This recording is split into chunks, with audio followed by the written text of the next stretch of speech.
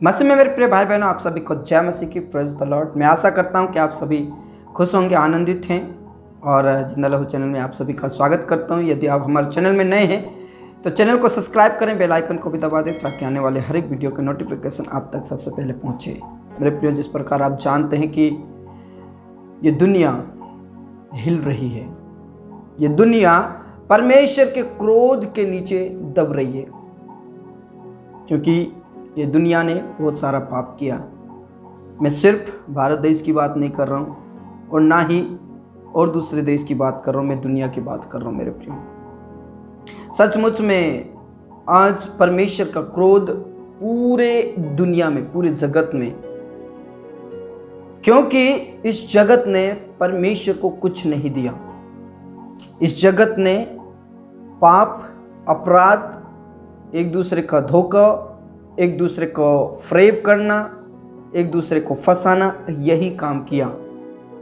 मेरे प्रियो, इस समय में आप न्यूज़ में देख रहे होंगे, जगह जगह बाढ़, जगह जगह आंधी तूफान, जगह जगह लड़ाई झगड़ा चल रहा है ना। ये सब कुछ परमेश्वर का क्रोध है।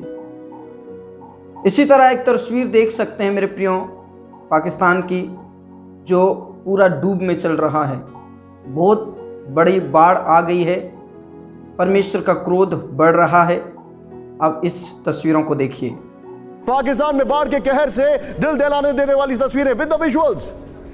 बेकाबू बाढ़ के बाद सरकार ने किया इमरजेंसी का ऐलान। राहुल, विजुअल्स दिखाइए, ये देखिए, फुल फ्रेम पे शॉट दिखाइए। बाढ़ की वजह से 1000 से ज्यादा लोगों की मौत। ये है पाकिस्तान। पाकिस्तान के अलग अलग प्रांत में लाखों लोग बेघर हो गए हैं, बिना किसी शेल्टर के रहने को मजबूर हैं। अब आपको 8 तस्वीरें बाढ़ और बारिश की दिखा देते हैं। आपको कोट्टायम, भुवनेश्वर, इटावा, फतेहपुर, मिर्जापुर, आरा और कर्नूल। कोट्टायम में भारी बारिश से किस तरीके से जनजीवन अस्त व्यस्त हुआ है, तस्वीरें के जरिए साफ हो जाएगा। भुवनेश्वर में भी बारिश से जल भराव है। यूपी के मिर्जापुर और गाजीपुर में गंगा खतरे के निशान को पार कर चुकी है। इटावा, औरैया और मुरैना जिलों में पानी के प्रहार में फंस गए लोगों को बचाने के लिए एनडीआरएफ की टीम की तैनाती करनी पड़ी है। फतेहपुर में बाढ़ का पानी लोगों के घर तक आ गया है। बिहार के आरा में भी गंगा उफान पर है।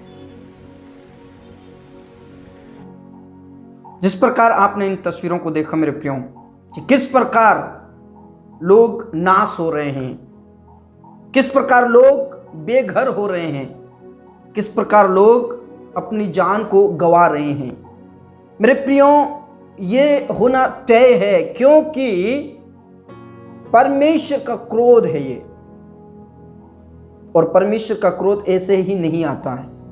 परमेश्वर का क्रोध जब आता है जब लोग परमेश्वर के विरुद्ध में पाप करते हैं। मैं सिर्फ और सिर्फ पाकिस्तान की बात नहीं कर रहा हूं, सब देश, पूरी जगत परमेश्वर के क्रोध में है, क्योंकि परमेश्वर को कोई आदर नहीं करता है। आज मनुष्य का आदर नहीं करता। आज मनुष्य परमेश्वर बन रहा है, पाप कर रहा है, झूठ पर झूठ और फरेब पर फरेब कर रहा है। आज भाई भाई को नहीं देख रहा है, बाप बेटे को नहीं देख रहा है, कोई किसी को परवाह नहीं है। इसीलिए परमेश्वर का क्रोध इस दुनिया पर है, इस जगत में है। Praise the Lord. और ये होना तय है, क्योंकि प्रभु यीशु मसीह ने कहा, जब अंत का दिन होगा तब ऐसे ऐसे चिन्ह होंगे। प्रभु यीशु मसीह ने अपने चेलों को, लोगों को सिखाया, राज्य पर राज्य और देश पर देश चढ़ाए होगा, अकाल पड़ेगा, महामारी आएंगी, बाढ़ और कई प्रकार की मुसीबतें आएंगी, दर्द और पीड़ाओं का आरंभ होगा। प्रभु यीशु मसीह कहते हैं मेरे प्रियो।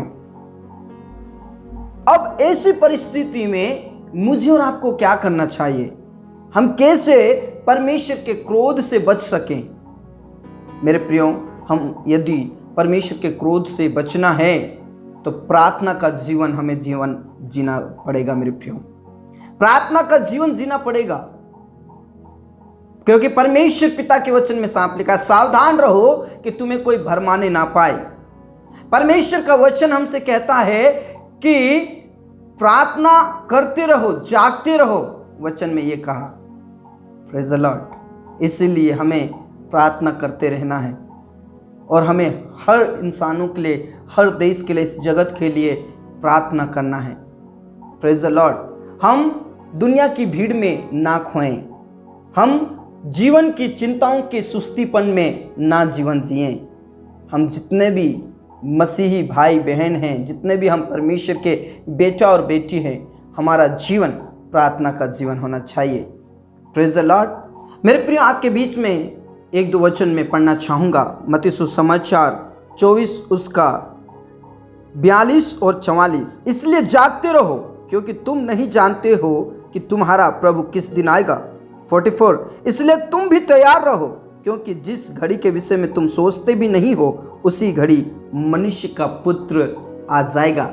मेरे प्रिय, हमें पता ही नहीं चलेगा, हम सोते रहेंगे दुनिया की भीड़ में, और उस घड़ी प्रभु आ गया तो हम सब नाश हो जाएंगे। इसलिए हमें जागते और प्रार्थना करते रहना है। प्रभु में बने रहें, विश्वास में बने रहें। अगले न्यूज़ में फिर से मुलाकात होगी।